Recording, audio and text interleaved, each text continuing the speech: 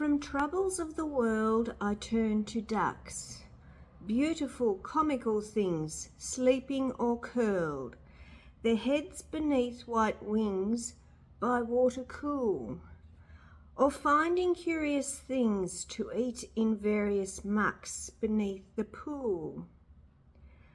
Tails uppermost or waddling sailor-like on the shores of ponds, or paddling left, right, with fan-like feet, which are for steady oars when they float, each bird a boat, rippling at will the sweet, wide waterway. When night is fallen, you creep upstairs, but drakes and dillies nest with pale water stars, moonbeams and shadow bars and water lilies, fearful too much to sleep, since they've no locks to click against the teeth of weasel and fox. And warm beneath are eggs of cloudy green, whence hungry rats and lean would stealthily suck new life, but for the mien, the whole ferocious mien of the mother duck. Yes, ducks are valiant things on nests of twigs and straws, and ducks are soothy things and lovely on the lake.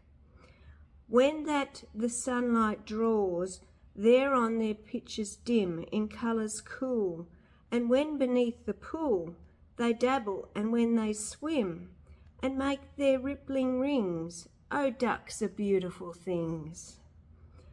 But ducks are comical things, as comical as you. Quack! They waddle around, they do. They eat all sorts of things. And then they quack by barn and stable and stack. They wander at their will, but if you go too near, they look at you through black, small topaz-tinted eyes and wish you ill. Triangular and clear, they leave their curious track in mud at the water's edge, and there amid the sedge and slime they gobble and peer, saying, quack, quack.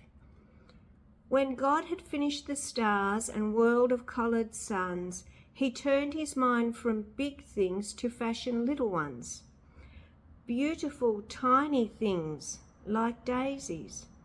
He made, and then he made the comical ones, in case the minds of men should stiffen and become dull, humourless and glum, and so forgetful of their Maker be, and as to take even themselves quite seriously.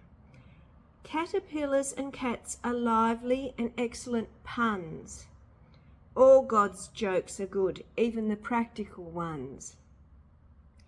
And as for the duck, I think God must have smiled a bit, seeing those bright eyes blinking on the day he fashioned it, and he's probably laughing still at the sound that came out of its bill. Ducks by F.W. Harvey. Now you may wonder why I have done a poem about ducks. This is my last day here at this house sitting place, and I have been house sitting in a suburb called Seaford. And I have been using the train, not buses, the train. And as I have walked up to Seaford station every morning to get anywhere, there's a creek. I think it's called Cannanook Creek.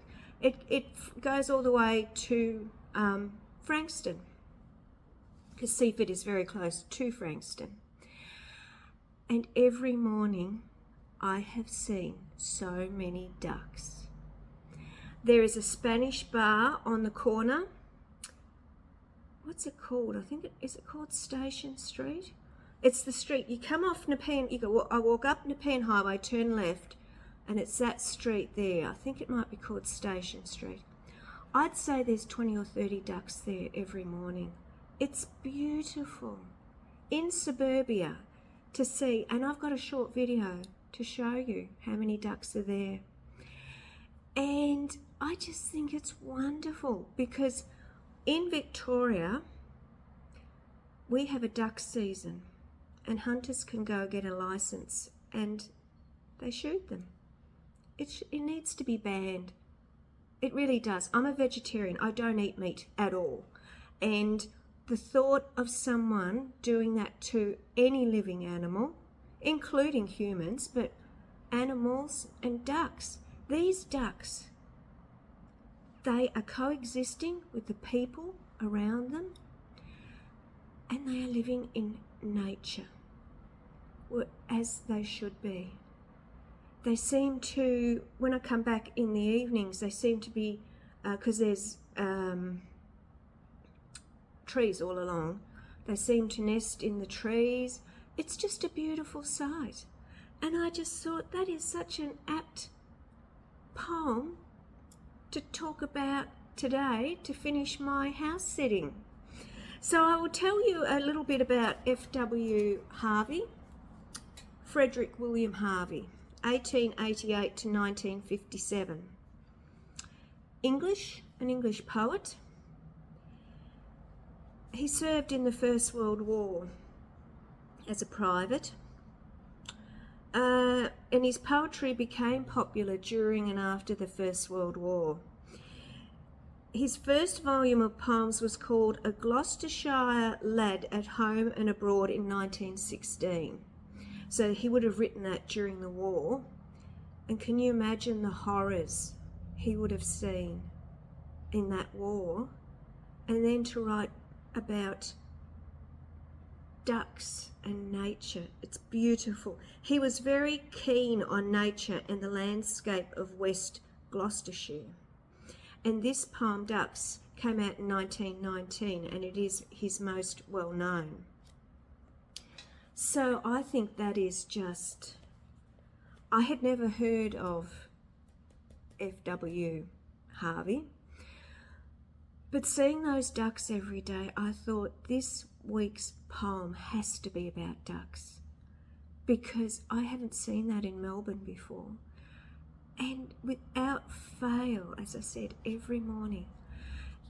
And you'll see the thumbnail, you see them in the water. And then I've taken, which I'll put at the end of this video, a little video of them as I see them. I've seen them every morning for the last 2 weeks. Just wonderful. Wonderful. And it got me thinking about F.W. Harvey. He's a private in the First World War. He could have been in the trenches, who knows? And he's, but he writes about ducks. He writes about nature. I wonder if he was desperate to be out of there and in nature. It's just, I just started thinking about it and thinking, what must it have been like for a private in the First World War? Wouldn't have been very good at all. And it was trench warfare, wasn't it, in the First World War? And here's this young man from Gloucestershire. Was he dreaming about Gloucestershire when he was in those trenches? And that's what's made him write about. Most of his poetry was about nature, but the fact that this one was in 1916 and about ducks.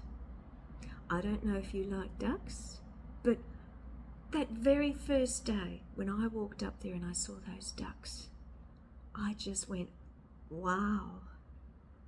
Wow, I wonder if they're here every day. And they have been here every day. So aren't I lucky to have experienced that? Just walking to the station every day. What a lovely treat. So that's the poem this week. As I said, this is my last day here. I start my next job next Thursday. So I'm sort of here, there and everywhere at the moment, which I like. I like moving. So yes, I hope you liked that one. And can you let me know, how is my reciting of poems? Does it sound all right? I don't know, because you can't really hear yourself you know, when you're reciting poetry. So I would like some feedback, and let me know if you are liking these poems. I like actually researching them and finding poems to suit certain situations. You know, as I said, I just had to do one about ducks because it was meant to be. It was meant to be because it was so good while I was here.